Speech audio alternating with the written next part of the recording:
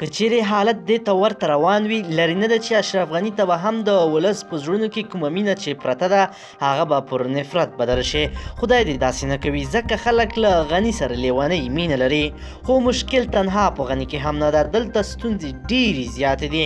نتایج نه دی معلوم، مشر نه دی معلوم، د ګاونډیانو او د نړیوالو خصوصا د امریکا لاس وهنې هر څه ګډوډ کړي دي. خدای دې خیر پېښ کړي. حالت ډېر خراب روان ده. ګل وطن مو ډېر په سختي څه ناڅه را جوړ کړ، دا را باندې بیرته وران نه کړي. ولسه تاسو هوښیار اوسئ، که غني ده که عبدالله ده، دوی دلته مسافرین دي. دلته ته او زه ژوند کوو، زما او ستا خاوره ده، باید ما او تا یې وساتو.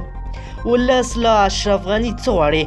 د قیصري ژوندي وتل له صحنې نه ولس لږ څه ناهیلی کړی. ګواکې داسې اوازې دي چې قیصري سره بیا معامله شوې ده. د امنیت خرابوالی ولس اندېښمن کړی ده. ملګرو ولس یو ځل بیا اشرف غني ته خپلې وعدې ور په زړه کړې دي. ویډیو تر اخره وګورئ تر څو له ټول داستان نه خبر شئ او ویډیو در سره حتما لایک کړئ. درنو لیدونکو او مینوالو السلام علیکم، وخت مو پخیر.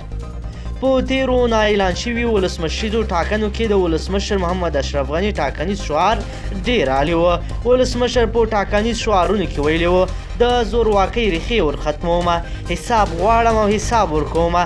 له لومړی شعار تفسیر دا ډول کیږي چې ښاغلی غني به له هیڅ زورواکي سره سازش او معامله نه کوي او اساسي قانون کې د درج شوي صلاحیتونو او مسؤلیتونو سره به سم مخ ته ځي. بل لور ته د ولسمشریزو ټاکنو لومړنۍ او نهایي نتایج لا تر اوسه د ټاکنو خپلواک کمیسیون نه دي اعلان کړي، اما د هیواد چارې هماغه ډول ولسمشر غني سره په واک کې دي. د ملت هیله او غوښتنه همدا ده چې ولسمشر دې له زورواکو، غلو، مفسدو او جنګ سالارانو سره معامله او سازش نه کوي، بلکې له بریا وروسته دې واحد نظام او واحد حکومت رامنځته کړي او د 2014 میلادي کال تېروتنه او هغه ډول سیاسي توافق او سازش دې نه کوي. موږ وکتل په تېره 15 کلنه دوره کې ولسمشر ډېرې تېروتنې وکړې.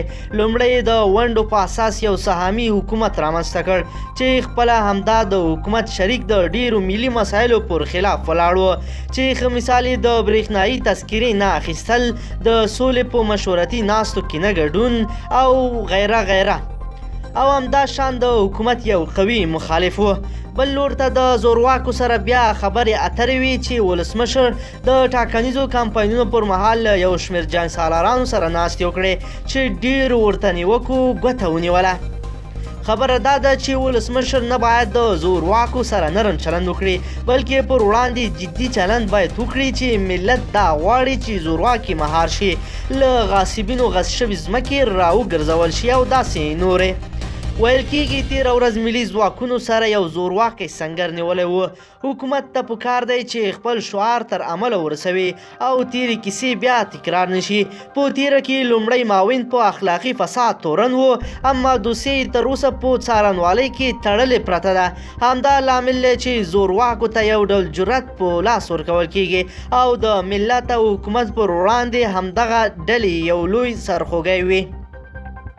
درنو لیدونکو که چیرې غواړئ چې له ورته تازه مهمو او لنډو پیښو څخه ځان خبر کړئ، زموږ چینل د سره ضرور سبسکرایب کړئ او ویډیو لایک کړئ.